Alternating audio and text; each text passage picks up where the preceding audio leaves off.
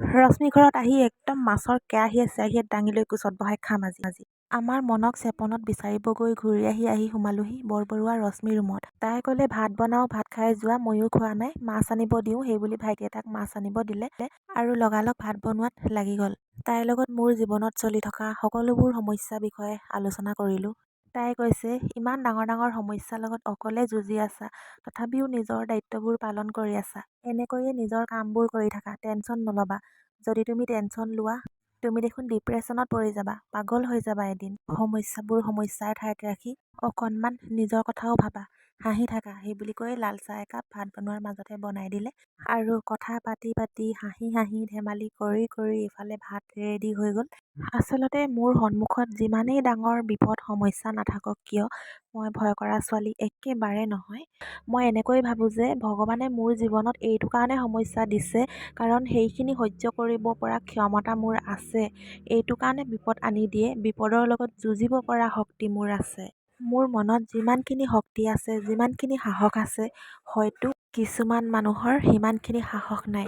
সেয়ে ভগৱানে ডাঙৰ ডাঙৰ সমস্যাবোৰ মোৰ বাবে বাছনি কৰে। মই লাকি, কিয়নো আৰু এটা কথা, কপালৰ লিখনি বুলি কোৱা বস্তুটোক মই একেবাৰে বিশ্বাস নকৰোঁ। মই মাথো কৰ্মক বিশ্বাস কৰোঁ। এইটো হ'ব নহ'ব বুলি কপালত লিখি নপঠিয়াই। আমাৰ কৰ্মৰ জৰিয়তেহে আমাৰ জীৱনটো গঢ় লয়। আমি যেনেকুৱা ধৰণৰ কৰ্ম কৰোঁ, তেনেকুৱা ধৰণেহে আমাৰ জীৱনটো গতি কৰি গৈ থাকে। সেয়ে সদায় কওঁ, বাৰে বাৰে কওঁ, যেনে কৰ্ম তেনে ফল এই পৃথিৱীত জীয়াই থাকোঁতেই পায়। আজি যে যিবোৰ মানুহে মোক অন্যায় কৰি আছে, মোৰ জীৱনটো শেষ কৰিবলৈ চেষ্টা কৰি আছে, ভাবিছে নেকি তেওঁলোকে নিজৰ কৰ্মত উপনীত হ'ব বুলি? কেতিয়াও নহয়। দুদিনৰ বাবে কষ্ট দিব পাৰিব, কিন্তু মোৰ জীৱনটো শেষ কৰিব কোনেও নোৱাৰে। যেতিয়ালৈকে মই কাৰোবাক অন্যায় নকৰোঁ, কাৰো দম নাই যে মোক কোনোবাই অন্যায় কৰি মোৰ কিবা অনিষ্ট কৰিব পাৰিব।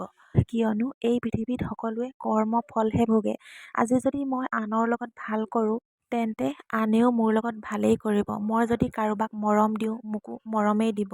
মই যদি কাৰোবাক গালি দিওঁ, মোকো গালিয়েই দিব। ঠিক তেনেকৈ মই যেতিয়া আনৰ লগত অন্যায় কৰিম, তেতিয়াহে মোৰ লগত অন্যায় কৰিব। সেইটো কাৰণে যিসকল মানুহে মোৰ লগত অন্যায় কৰি আছে, মই হাঁহি মাত্ৰ সহ্য কৰি যাম।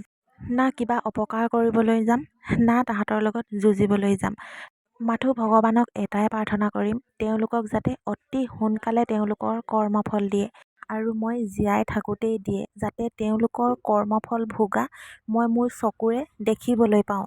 আৰু কথা কৈ আমাৰ খানাটো ৰেডি হৈ গ'ল, খাবলৈ লৈছোঁ। এনেকৈ খুৱাই আছোঁ, ভাবিছে কি কৰিছোঁ। আচলতে একদম গৰমে বাঢ়ি